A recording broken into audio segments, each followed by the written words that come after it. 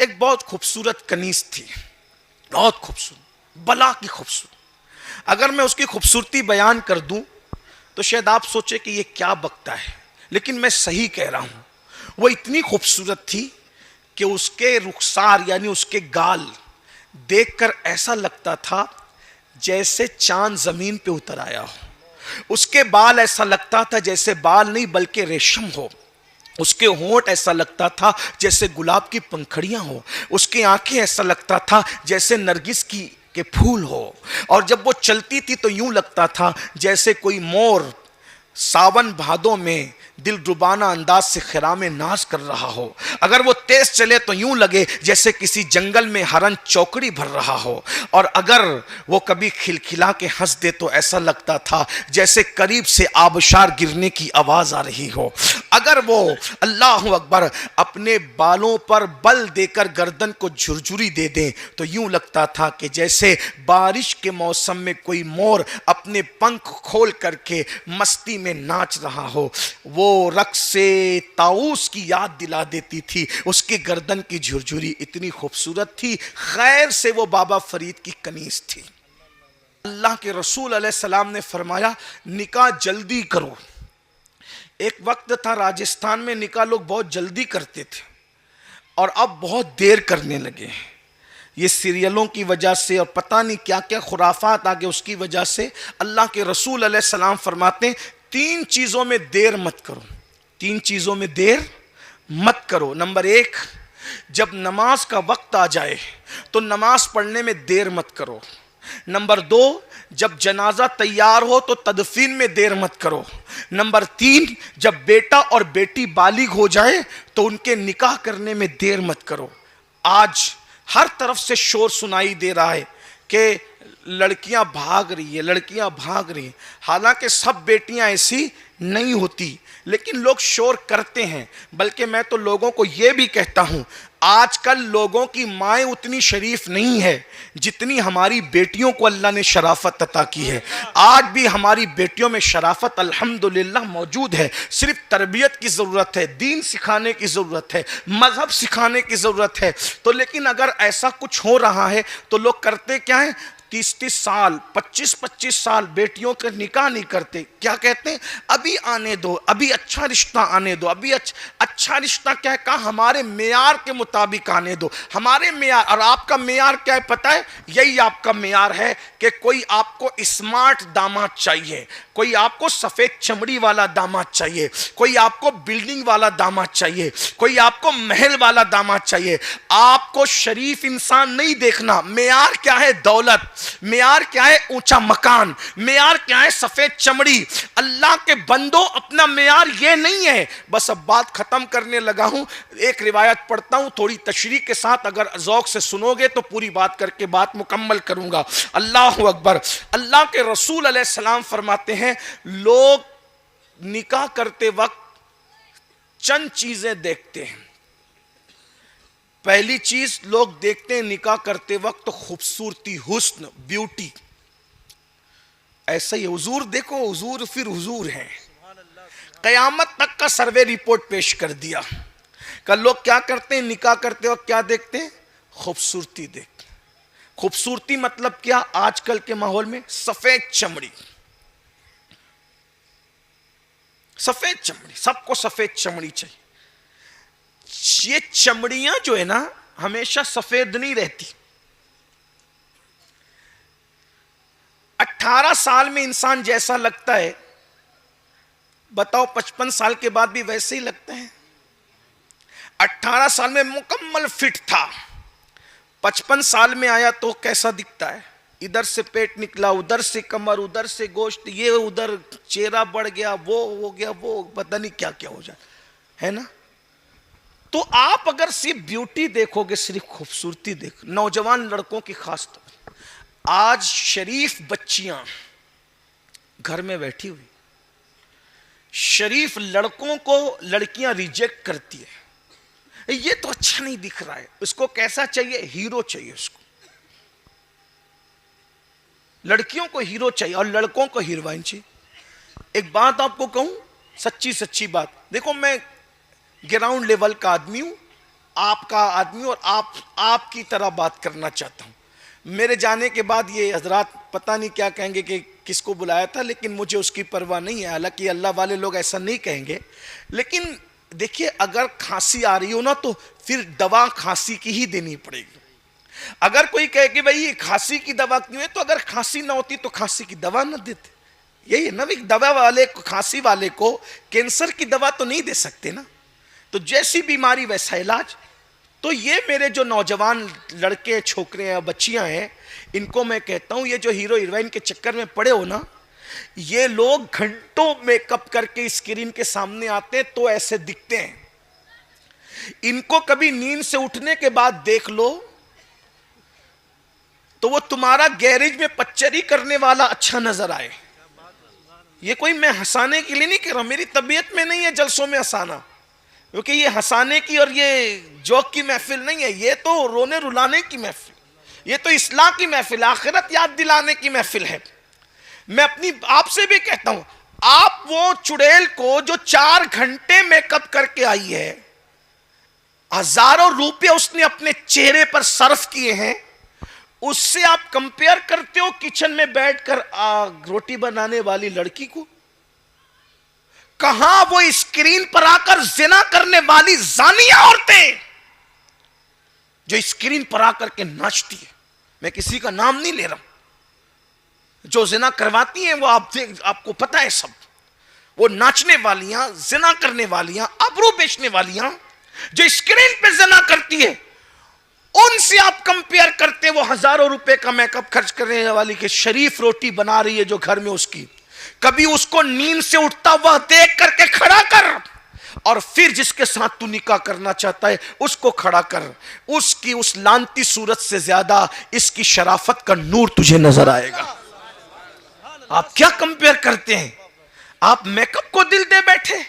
अच्छा चले, अगर कोई वाकई सफेद चमड़ी भी हो तो मैं आपको एक बात सुनाती हूं, हुस्न हमेशा नहीं रहता, और हुस्न जो है ना, हुस्न चमड़ी की सफेदी का नाम नहीं है। हुस्न की तारीफ आज मुझसे आप सुन लें। हुस्न कहते हैं इश्क वाला दिल हो, इश्क रसूल वाला दिल हो, और सुन्नत रसूल वाला किरदार हो, ये है हुस्न। चमड़ियां अहमियत नहीं। मेरे भाइयों, अगर आप सफेद चमड़ी को खूबसूरती का नाम देंगे तो हजरत बिलाल के हुस्न को क्या नाम देंगे आप? सोचिए ना जरा। तो सिर्फ चेहरे मत देखो, सीरत भी देखो। और एक बात यह भी कहता हूं, खूबसूरत मां खूबसूरत बेटा पैदा करे ये जरूरी नहीं है, खूबसूरत बाप खूबसूरत बेटा पैदा करे ये जरूरी नहीं है, लेकिन दीनदार माँ बाप होंगे तो वो दीनदार औलाद को जन्म देंगे। इसीलिए गौसे पाक ने लंगड़ी कबूल किया, लूली कबूल किया, अंधी कबूल किया, गूंगी कबूल किया, लेकिन साहेब किरदार कबूल किया।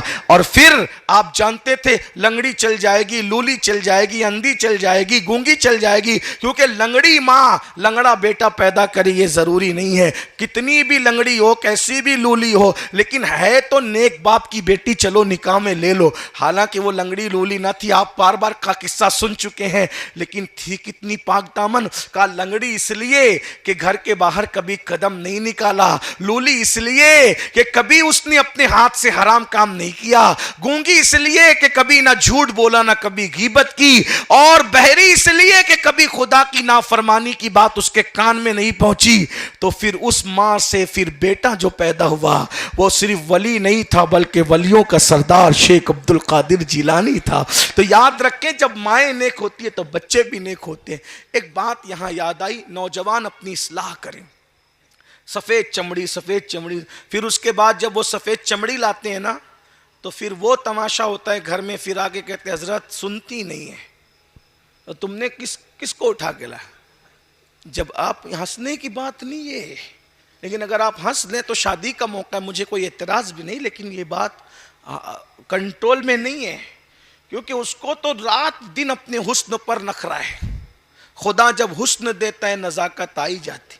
सब खूबसूरत लोग ऐसे नहीं होते, हमारे यहाँ भी कुछ खूबसूरत लोग हैं, बड़े शरीफ हैं, हाँ बस, लेकिन शरीफ वो हैं खूबसूरत लोग जिनका रिश्ता गुंबद खजरा से जुड़ा हुआ है।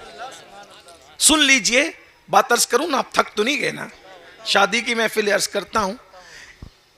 बाबा फरीद सरकार के यहां एक बहुत खूबसूरत कनीज थी, बहुत खूबसूरत, बला की खूबसूरत। अगर मैं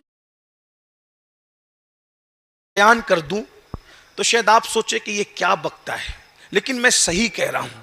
वो इतनी खूबसूरत थी कि उसके रुखसार यानी उसके गाल देखकर ऐसा लगता था जैसे चांद जमीन पे उतर आया हो। उसके बाल ऐसा लगता था जैसे बाल नहीं बल्कि रेशम हो। उसके होंठ ऐसा लगता था जैसे गुलाब की पंखड़ियां हो। उसकी आंखें ऐसा लगता था जैसे नरगिस की के फूल हो। और जब वो चलती थी तो यूं लगता था जैसे कोई मोर सावन भादों में दिल रुबाना अंदाज से खिरामे नाच कर रहा हो। अगर वो तेज चले तो यूं लगे जैसे किसी जंगल में हरन चौकड़ी भर रहा हो। और अगर वो कभी खिलखिला के हंस दे तो ऐसा लगता था जैसे करीब से आबशार गिरने की आवाज आ रही हो। अगर वो अल्लाह अकबर अपने बालों पर बल देकर गर्दन को झुरझुरी दे दे तो यूं लगता था कि जैसे बारिश के मौसम में कोई मोर अपने पंख खोल करके मस्ती में नाच रहा हो। वो रक्स से ताऊस की याद दिला देती थी। उसकी गर्दन की झुरझुरी इतनी खूबसूरत थी। खैर से वो बाबा फरीद की कनीज थी, लेकिन बाबा फरीद इतने अल्लाह वाले थे कि उसको कभी देखा भी नहीं था। घर में कनीजें कई कई साल रहती थी, वो कभी देखते भी नहीं थे कि उनका ये तकवा था। हालांकि देख सकते थे लेकिन देखा नहीं था। एक दिन एक नया मुरीद होने के लिए नया नवेला मुरीद आया। उस मुरीद को कुछ सामान दिया, का बेटा ये हमारे घर पहुंचा दो।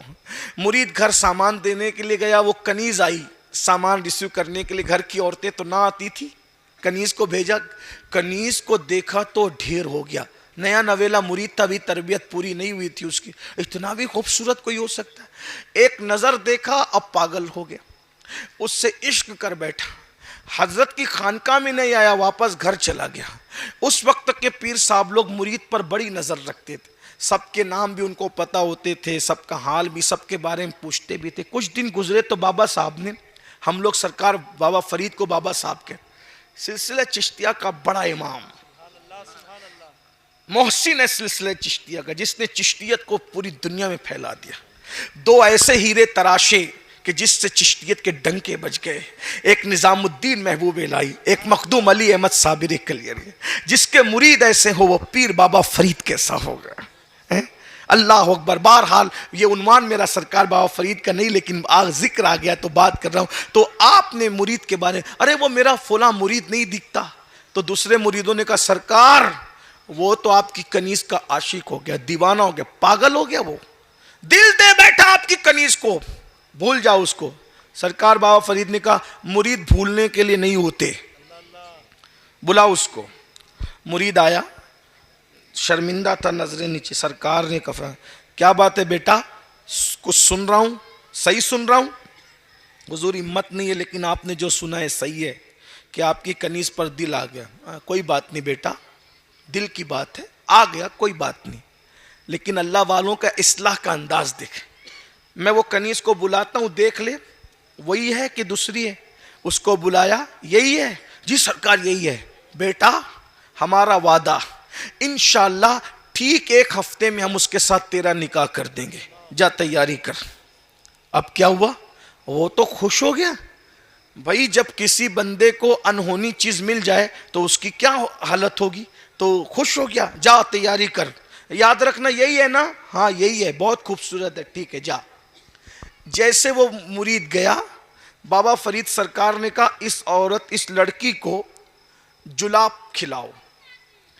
जुलाब इस तरह खिलाए जाएं कि ये जिंदा रहे और इसको दिन में चंद मर्तबा बैतुल खला जाने की हाजत हो, यानी इसमें थोड़ी कमजोरी आए, यानी इस पे जुल्म भी ना हो लेकिन इसमें थोड़ी कमजोरी आ जाए। 1 हफ्ता और उसके लिए पाबंद कर दिया कि ये जहां बैतुल खला करे उसके नीचे एक हांडी रख दो, इसकी बैतुल खला की गंदगी जमा करना। ये अजीब बात थी। अब वो जहां बैतुल खला करती वहां हांडी रखी हुई थी, वहीं पर वो बैतुल खला कर रही। जाहिर सी बात है कि जब कोई बंदा उसको जुलाब खिलाए जाएंगे तो लूज मोशन ही होंगे। और वो जमा होता रहा। एक हफ्ते के बाद अब वो बिल्कुल कमज़ोर सी, मरियल सी, अब जिसके चेहरा का उभार था, रुखसार उभरे हुए थे, अंदर को चले गए। आंखें धस गई, आंखें भरी भरी थी, सूनी सूनी हो गई। बाल ऐसे लगने लगे, झड़ने लगे। एक हफ्ते के अंदर बाल, अल्लाह अकबर, यूं लगते थे ये किसके बाल है, कैसे। हफ्ते भर में ऐसी दुबली पतली हुई कि लगती थी कि कोई मरियल सी है। जब वो आया तैयारी करके, कहा बेटा निकाह से पहले एक बार फिर देख ले, वही है कि दूसरी है? यही है। हुजूर ये वो नहीं है, अल्लाह की कसम वो नहीं है, हमारे साथ मजाक हो रहा है। आपने, मैं अल्लाह की कसम ये वही है। फिर हुजूर आप झूठ नहीं बोल सकते, हुस्न कहां गया? बाबा फरीद से कहा हुस्न कहां गया? फरमाया तूने इससे प्यार नहीं किया था, इसकी खूबसूरती और ब्यूटी से प्यार किया था, वो मैंने निचोड़ लिया, वो मैंने खूबसूरती निचोड़ ली बेटा। तुझे इंसान से प्यार नहीं था, तुझे हुस्न से प्यार था, वो हुस्न मैंने निचोड़ लिया। कहा वो हुस्न कहां है? कहा लाओ हांडी। हांडी खोली गई, सब बदबू से परेशान, ये है उसका हुस्न। कहा ये क्या है? कहा हुस्न निचोड़ लिया है। तब उसको समझ में आया, जिसको मैं खूबसूरती कह रहा था वो तो बदबू के सिवा कुछ नहीं। इसलिए जो लड़कियां सिर्फ चेहरे की खूबसूरती देखती है, जब शौहर का हुस्न ढलता है तो फिर बहुत सारे लोग कहीं और मुतवज्जे हो जाते हैं। लड़के जो सिर्फ चेहरे की सफेद चमड़ी और खूबसूरती देखते हैं, जब हुस्न ढलता है तो कहीं और मुतवज्जे हो जाते हैं। तो हुजूर अलैहिस्सलाम फरमाते हैं लोग सिर्फ खूबसूरती देखते हैं। फिर दूसरी बात फरमाया लोग सिर्फ नसब देखते हैं। फिर फरमाया लोग सिर्फ दौलत देखते हैं। फरमाया खूबसूरती सिर्फ देखकर निकाह मत करो, सिर्फ नसब देखकर निकाह मत करो, सिर्फ दौलत देखकर निकाह मत करो। अगर निकाह करना है तो फरमाया दीनदारी देख करके निकाह किया करो। इसलिए कि उम्र बढ़ती जाती है, दीनदारी बढ़ती जाती है। मेरे भाइयों, मेरी बहनों, आज हमारे घर में बच्चियां बैठी, हम निकाह करने के लिए कहां ढूंढ रहे हैं? मशरिक, मगरिब, शिमाल, जुनूब। मैं एक तरीका बताता हूं, बच्चियों को अगर रिश्ता करना है पहले खानदान में देखो। कहां देखो? खानदान, उसकी बरकत है। खानदान में अगर निकाह करोगे ना, भाई बहन, ये करीबी रिश्ते में, तो वो देखे भाले होंगे। एक अपना मियार होता है। गरीब एक कर लो। देखो हुजूर अलैहिस्सलाम ने जितने निकाह किए सब खानदान में। देखिए 2 बेटियां दी सैयदना उस्मान गनी। ये उस्मान गनी कौन है? सैयदना उस्मान गनी रदी अल्लाह ताला हुजूर की दादी के रिश्ते से, हजरत उस्मान गनी जो है वो हुजूर अलैहिस्सलाम के रिश्तेदार लगते हैं, दादी के रिश्ते से। 2 बेटियां वहां दी। उसके बाद एक बेटी मौलाए कायनात को दी, जो सगे चचा के बेटे का, सगे चचा का बेटा, सगे चचा का चचाजाद भाई, उनको दिया। जिस वक्त मौला अली से रिश्ता हुआ उस वक्त मौला अली के पास खुद का अपना मकान भी नहीं था। मौला अली ने ज़रा बेची, ज़रा, और ज़रा बेच करके मेहर अदा किया। फिर उसके बाद इमाम हसन ने अपने बेटे इमाम हसन मुसन्ना का निकाह इमाम हुसैन की बेटी सैयदा सुगरा के साथ किया। फिर उसके बाद इमाम हुसैन के बेटे इमाम ज़ैनुल आबिदीन, उनका निकाह इमाम हसन की बेटी के साथ हुआ। देख रहे हैं आप यूं। फिर उसके बाद देखें सैयदना सिद्दीक अकबर के बेटे मोहम्मद बिन अबू बकर, उनके भाई अब्दुल रहमान बिन अबू बकर, मोहम्मद बिन अबू बकर का बेटा, मोहम्मद बिन अबू बकर का बेटा कासिम, उनका निकाह हुआ उनके चचा के बेटी के साथ, अस्मा बिनते अब्दुल रहमान बिन अबू बकर, उनके साथ। देखते चले जाएं, ये इस तरीके से रिश्ते में, खानदान के अंदर रिश्तेदारियां होती रही। और आज हम क्या सोचते हैं? मालदार चाहिए, इसलिए खानदान छोड़ के कहीं और जा रहे हैं। फिर क्या होता है? खानदान की बेटियां कोई कर नहीं रहा है। तो मेरी गुजारिश है, पहले अपने करीब में देखो, अपने भाइयों की बेटियों को देखो, बहनों की बेटियों को देखो, रिश्तेदारों को निभाओ। और एक बात कहूं, दूसरे के साथ नेकी करोगे तो 1 सवाब मिलेगा, और अगर अपने रिश्तेदारों के साथ नेकी करोगे तो 2 सवाब मिलेगा। एक तो नेकी का सवाब, दूसरा सिला रहमी का सवाब। इसलिए मेरी गुजारिश है, आज बेटियों की ये दुर्गत ना होती अगर आज मुसलमान सुन्नत पर अमल करता। फिर कुछ लोग ये कहते हैं अरे करीबी रिश्तेदार में निकाह कर लो तो बच्चे ऐसे होते हैं वैसे होते हैं। मैं कहता हूं आप बताएं कि इमाम हसन की शहजादी इमाम ज़ैनुल आबिदीन के निकाह में आई, कोई बच्चों में ऐब था? इमाम हुसैन की शहजादी इमाम हसन के बेटे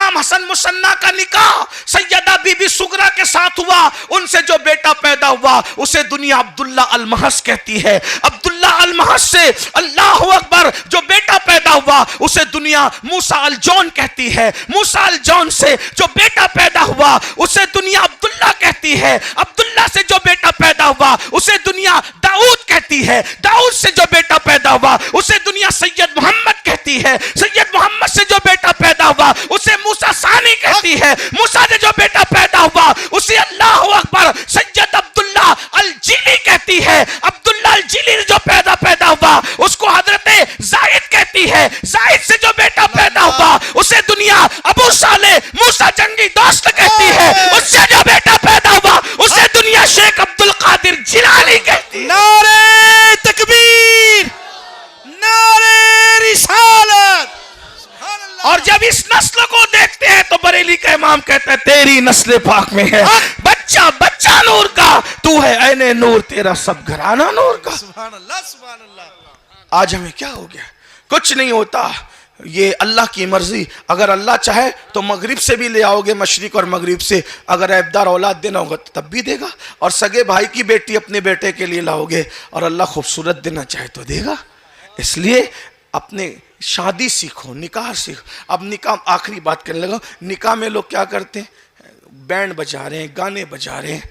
और एक बात मुझे पता चली, आपके यहाँ क्या माहौल है नहीं पता, लेकिन दूसरे इलाकों में चूंकि आपकी दुआओं से आप जानते हैं मैं पूरे हिंदुस्तान में जाता हूँ, अब रत जगह में ताश के पत्ते और जुआ खेलते हैं लड़के मंडप में बैठ के, शराब पीते हैं। शराब, हमारे बचपन में बारात में अगर सिगरेट भी बांटते थे ना नौजवान लड़के, तो बड़ों से छुप के बांटते थे। वो भी बड़े डांटते थे अगर देख लेते थे सिगरेट बट रही है शादी में, इतने बदमाश हो गए तुम लोग। और आज क्या हो रहा है? हुक्के चल रहे हैं, हुक्के में भी नशे की चीज रखी जा रही, शराब पी रहे हैं। और जहां शराब पी जा रही है वहां लानत बरस रही है। बोलो जिसके मंडप में लानत बरसेगी उसकी शादी में लानत नहीं बरसेगी।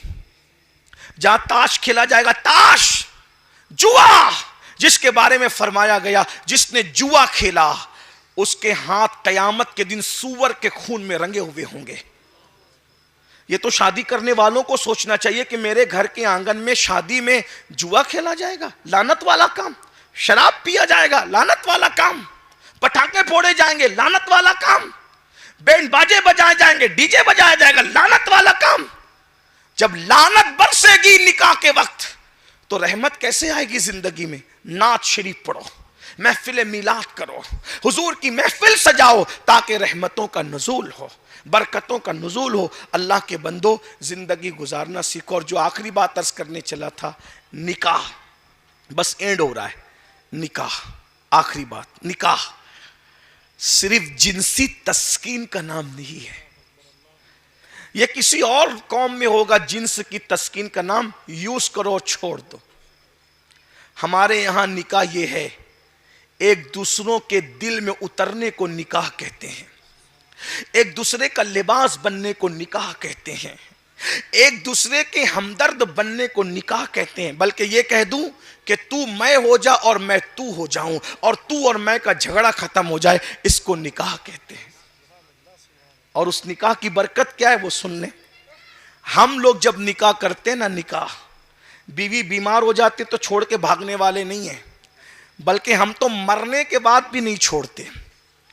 हम तो बीवियों को मरने के बाद भी याद रखते हैं। अम्मा जान उम्मुल मोमिनीन खदीजा पाक का विसाल हुआ, हुजूर बकरी ज़बा करते थे तो कहते थे पहले ये बकरी का गोश्त खदीजा के रिश्तेदारों में और उनकी सहेलियों में बटेगा, उसके बाद मैं खाऊंगा ताकि खदीजा की रूह को इसकी वजह से खुशी मिल जाए। देखा, बाद विसाल भी याद रखा। हम लोग वो लोग हैं। अब मैं अपनी बच्चियों से कहता हूं, बच्चियों सीरियल देखकर, फिल्में देखकर किसी के बहकावे में मत आओ। कि मुसलमान बीवी को अच्छा नहीं रखते। वल्लाह जो सच्चा मुसलमान होगा उससे अच्छा बीवी को कौन रखेगा। अरे लोग तो आज भी छोड़ के भाग रहे हैं, ये हमारा कलेजा है। मैं लोगों को कहता हूं कि बीवी अगर जिंदा हो तो उसके रुखसार के तिल पर हम समरकंद और बुखारा जैसे शहर बसाते हैं, और अगर मर जाए तो उसकी याद में ताजमहल जैसी इमारतें बनाते हैं। ये तो अपनी बात है, अपनी निशानी है। ये ताजमहल नहीं देखते, ये है मुसलमानों का।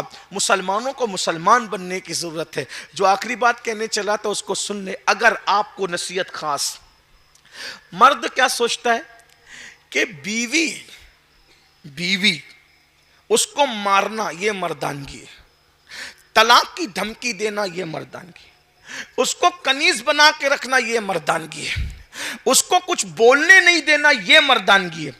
ये सब नामर्दी है। मर्दानगी क्या है? बीवी कह रही हो सुनो और मुस्कुराओ, बोलने दो उसको। वजह, जबान हमेशा कमजोर लोगों की चलती है। तवज्जो है? जो जितना कमजोर होगा उसकी जबान उतनी ज्यादा चलेगी। मिसाल, जब आदमी जवान होता है तो पूरे जिस्म में ताकत होती है, इसलिए आदमी जवानी में ज्यादा नहीं बोलता, लेकिन बुढ़ापे में तो पहलवान हो जाता है। बोलो, पहलवान होता है। बोलिए भाई, क्या होता है बुढ़ापे में? कमजोर हो जाता है। ये कमर दुख रही है, वो घुटने दुख रहे हैं, वो जोड़ में दर्द है, वो बीमारी है, ये शुगर है, वो ब्लड प्रेशर है, वो ऐसा है, वो वैसा है। बुढ़ापे में फिर आदमी करता क्या है? एक जगह खटिया बैठा रहता है कुर्सी पे, और क्या करता है? बोलता ज्यादा। बचपने में बच्चे ज्यादा बोलते हैं, बुढ़ापे में बुढ़े ज्यादा, क्योंकि बचपना भी कमजोर होता है और बुढ़ापा भी। तो निशानी क्या है? जो जितना कमजोर होगा वो उतना, औरतें कमजोर होती, उनको बोलने की आदत है, और अल्लाह ने उनको बोलना ज्यादा इसलिए सिखाया। तवज्जो, बोल दूं क्यों सिखाया? इसमें भी हिकमत है। हमें कोई एतराज नहीं है, बोलो, ज्यादा बोलो, मगर क्यों? क्योंकि बच्चे मां के करीब रहते हैं। अगर मां कम सुखन होगी, मां नहीं बोलेगी, तो बच्चा बोलना कैसे सीखेगा?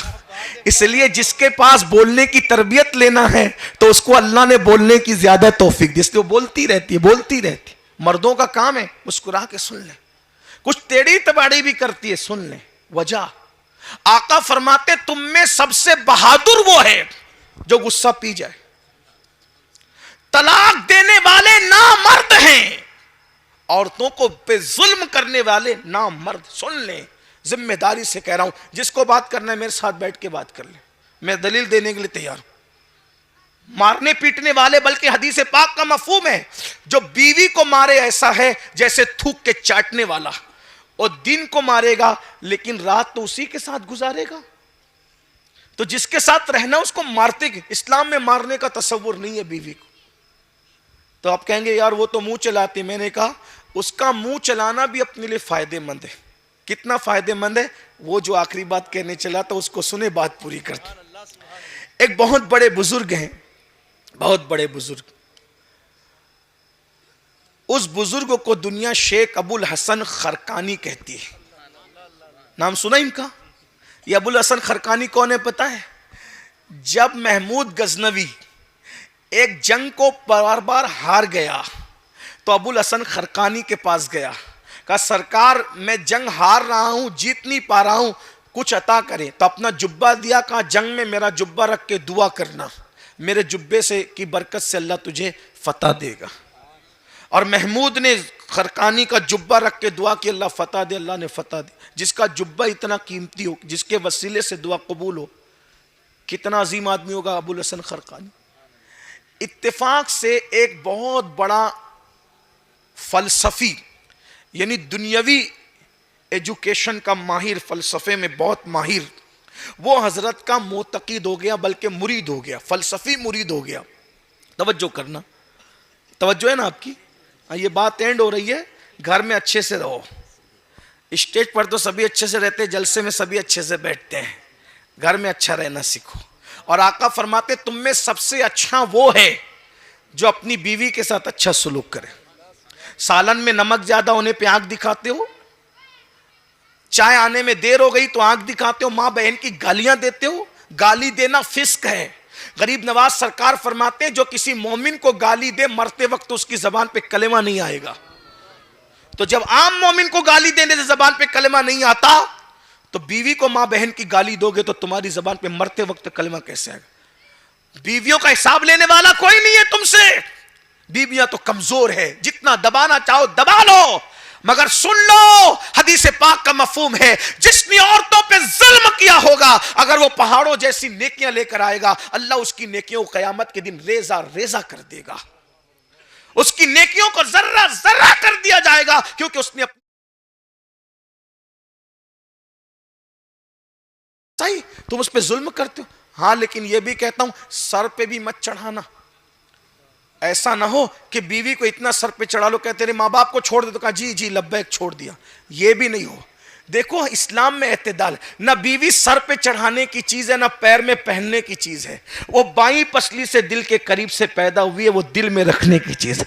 ना सर पे उठाओ ना पैर में बिठाओ, उसको दिल में रखो। जिसकी जो जगह है उसको वहां बहुत प्यार करो, लेकिन लगाम भी कस के रखो। हाँ, ये भी जुल्म भी मत करो, लेकिन कंट्रोल रहना, इतना कंट्रोल रहना चाहिए कि अगर आंख बड़ी करके देख लें तो फिर अटेंशन हो जाना चाहिए। क्योंकि मैं ऐसी खवातीन को जानता हूं कि जिनको आंख बड़ी करके अगर देखने वाला देख लेता है तो फिर कई महीने तक के सारा मामला दुरुस्त हो जाता है। तो आपका कंट्रोल ऐसा होना चाहिए, ना गुलामी करो और ना जुल्म करो। बार बात आ गई तो तवील भी हो रही है, इसका ख्याल भी है, लेकिन बात ख़त्म भी होती है। शादी की महफिल है, आप बहुत अच्छा सुने। कभी कभी बहुत बड़ी महफिलों में भी लोग बहुत अच्छा नहीं सुनते, और कभी कभी बहुत बड़ी महफिल नहीं होती लेकिन लोग अच्छा सुनते, तो बोलने में भी अच्छा लगता है। और आपने ऐसी महफिल सजाई है, बहुत अच्छा लग रहा है आपसे बोलने में। लेकिन अब बहुत देर तक नहीं, क्योंकि हमें भी फ्लाइट पकड़नी है, फ्लाइट ना छूटे उसका भी हमें ख्याल है। तो अबुल हसन खरकानी का एक मुरीद हो गया, दुनियावी एजुकेशन रखने वाला आदमी, फलसफी। अब वो दुनियादार लोग बहुत कम अल्लाह वालों से मुतासिर होते हैं। मुरीद जल बेचारे ये गरीब लोग होते हैं, वो होते हैं कम पढ़े लिखे लोग होते हैं वो, और पढ़े लिखे लोग बहुत कम मुरीद होते हैं।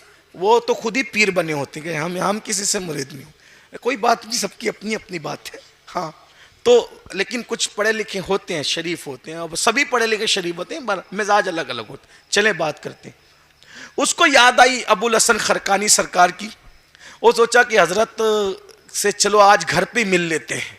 जैसे दरवाजे पे दस्तक दी, अंदर से आवाज आई खातून की, कौन? और कहा कि मैं फुला फुला हूं, क्या काम है? तो कहा कि हजरत शेख अबुल हसन खरकानी से मुलाकात करना है। कहा हजरत शेख अबुल हसन खरकानी? वो मक्कार कब से इतना नेक हो गया? वो कब से हजरत हो गया? वो कब से शेख हो गया? ये सुना तो ये पैर इनके कांप गए। कहा मोहतरमा आप कौन? कहा उसकी बीवी हूं। अब ये तो बेचारा सोचा यार, जिसकी बीवी जिसको मक्कार कहे, तो ये तो फिर मामला गड़बड़ है। अब इसकी अकीदतों का शीश महल अभी चकना चूरी होने को था कि कुदरत ने रहनुमाई की। पीछे दूसरा अच्छा वाला पीर भाई खड़ा था। उसने कहा जनाब इधर आओ, इधर आओ, इधर आओ। क्या बात हुई? अरे यार वो हजरत की बीवी हजरत को मक्कार कहती है। चुप, खामोश रहे। हजरत यहाँ नहीं मिलेंगे, हजरत अभी आ रहे हैं। हजरत को देखा तो हजरत किस तरह आ रहे थे? लकड़ी लाने गए थे जंगल। लकड़ी, ये अल्लाह वाले लोग, ये अपने घर की लकड़ियां भी खुद ही लाते थे। और आजकल हम लोग कैसे अल्लाह वाले बन गए कि अपना जूता भी पहनने में शर्म आती है हमें। ला इलाहा इल्लल्लाह, अस्तगफिर। हम कब बनेंगे अल्लाह वाले हैं? हाँ, जूता पहनाना ये आपकी सादत है। अपने बुजुर्गों को बिल्कुल पहनाया करो, लेकिन हमें चाहिए कि हम अपना काम कोशिश करें कि अपने हाथ से। हमारी ख्वाहिश ये होनी चाहिए। बल्कि लोगों का तो मोहब्बत इतनी है कि लोग मुझे भी पकड़ के चलाते हैं। मैं कहता हूँ भाइयों, जो 60 के ऊपर लोग आए ना, उनको पकड़ के चलाया करो। अभी मैं उम्र के उस हिस्से में कि मैं भी किसी को पकड़ के चला सकता हूँ, लेकिन लोग मानते नहीं, मुझे भी पकड़ के लाते हैं स्टेज पे। बहरहाल ये मोहब्बत है आपकी। और बात याद रखना, खिदमत किया करो। क्योंकि अल्लाह वालों की खिदमत से वो कुछ मिल जाता है जो बरसों की मेहनत से नहीं मिलता। एक मर्तबा एक सहाबी ने रसूलुल्लाह की नालैन हुजूर को पहना दी। सरकार ने वह तूने मेरी नालैन मुझे पहना दी है, अल्लाह पुल सलात पर तेरे कदम को सलामत रखे। और आई तो नालैन अपने मुर्शिदों की संभाला करो, पिनाया करो, लेकिन मैं अपनी बात कर रहा हूं, हमें अपना काम अपने हाथ से करने की आदत डालनी चाहिए, डिपेंड नहीं रहना चाहिए। अब्दुल्ला इब्ने मसूद से किसी ने पूछा आप इतने बड़े आलिम कैसे बन गए? तो कहा इतने बड़ा आलिम बनने का राज एक ही था, हुजूर जहां नालैन उतार देते थे मैं झट से उठा लेता था और आस्तीन बड़ी सिलाता था उन दिनों में, आस्तीन में छुपाकर सीने से लगाकर जब तक हुजूर काम में लगे रहते बैठा रहता। हुजूर की नालैन सीने से लगाते लगाते अल्लाह ने मुझे इतना बड़ा आलिम बना दिया। लोग किताबें पढ़ के वहां ना पहुंचे जहां रसूलुल्लाह की नालैन ने पहुंचा दिया। जो सर पे रखने को मिल जाए नाले पाके हुजूर, तो फिर कहेंगे कि हाँ ताजदार हम भी हैं। ये हुजूर की नालैन है, नालैन इतना बढ़ा देती है, जहां तक किताबें न ले गई वहां तक हुजूर की नालैन ले गई है। अल्लाह अकबर। तो अंदाजा फरमाए का इधर आओ, उस फलसफे का इधर आओ का वो मुर्शिद उधर गए काम से, इधर आ रहे मुर्शिद आ रहे। अच्छा, अब मुर्शिद आ रहे लकड़ी लेके, कैसे? शेर पे बैठे, रोजाना सर पे रख के लाते थे क्योंकि पीर रोशन जमीर होता है। समझ गए कि क्या ड्रामा हो गया, उधर क्या मामला हो गया, समझ गए पीर रोशन जमीर होता है। अरे जो बेखबर हो वो पीर कैसा, जिसका जमीर रोशन ना हो वो पीर कैसा। आज समझ गए, रोजाना सर पे लकड़ी आती थी, आज शेर पर और सांप का चाबुक बनाया। अब आजकल कुछ लोग सोचेंगे अरे ये सब कहानी किस्सा है। कहानी किस्सा नहीं, हमारे पास आके बैठो बताएंगे। कुरान और हदीस में इसकी नजीर मिलती है, हाँ, कि शेर भी किसी की गुलामी कर सकता है। लेकिन वो कौन लोग हैं जो अल्लाह के महबूब के गुलाम है? शेरों ने उनकी गुलामी की है। हमारे पास रिवायतें। बहरहाल तो अर्ज क्या कर रहा था, शेर पर बैठे हैं, लकड़ियां हैं शेर पे रखी हुई, हाथ में सांप का चाबुक है। अब इस तरह आते फलसफी ने देखा, समझ गया वो झूठी है। अब वो शीश महल जो चकनाचूर होना था वो सलामत रहेगा, क्योंकि करामत देख ली ना। जैसे सराय पैर चूमे का सरकार, कुछ नहीं कहना, मेरी तो अकीदतों का शीश महल चकनाचूर ही हुआ था अगर ये अल्लाह का बंदा रहनुमाई न करता। मेरी गुजारिश हजरत, मैं आया तो बदजन होने के करीब था मगर बच गया। कोई आएगा आपसे बदजन होगा, बैत तोड़ेगा, आपका मुखालिफ हो जाएगा, इसको पहली फुर्सत में घर से निकालो, उसको तलाक दो आप, वरना बहुत नुकसान पहुंचाएगी ये औरत आपको। हजरत अबुल हसन खरकानी ने कहा, क्या कहा? उसको तलाक दूं? अरे वो मेरी बीवी है, मेरी बीवी के खिलाफ बकते हो? वो मेरी मोहसिना है, उसके एहसानात है मुझ पे। कहा हजरत वो मक्कार कहती है, दगाबाज कहती है, आपका नाम लेती है, आप कहते हैं एहसान है, मोहसिना है, आप तलाक नहीं देंगे घर से। कहा बेटा ये शेर पे सवारी, ये हाथ में सांप का चाबुक, ये जो करामत देख रहे हैं ना, ये नफिल नमाजों की वजह से नहीं है, वो मुझ पे जुल्म करती है और मैं उसको बर्दाश्त करके सब्र करता हूं, उसी की बरकत से अल्लाह ने मुझे ये मकाम अता फरमा दिया। समझा? तो सिर्फ तस्बीह मुसल्ले से विलायत नहीं मिलती, कभी कभी बीवी के जुल्म को सब्र करने से भी अल्लाह अबुल हसन खरकानी जैसों को इतना बड़ा मकाम अता फरमा देता है। इसलिए ये दुनिया दुनिया है, कुछ बर्दाश्त कर लो, कुछ कह दो, कुछ सुन लो। ये सोचो कि आपने किसी हूर से निकाह नहीं किया है, आपने किसी इंसान से निकाह किया है, और इंसान से गलतियां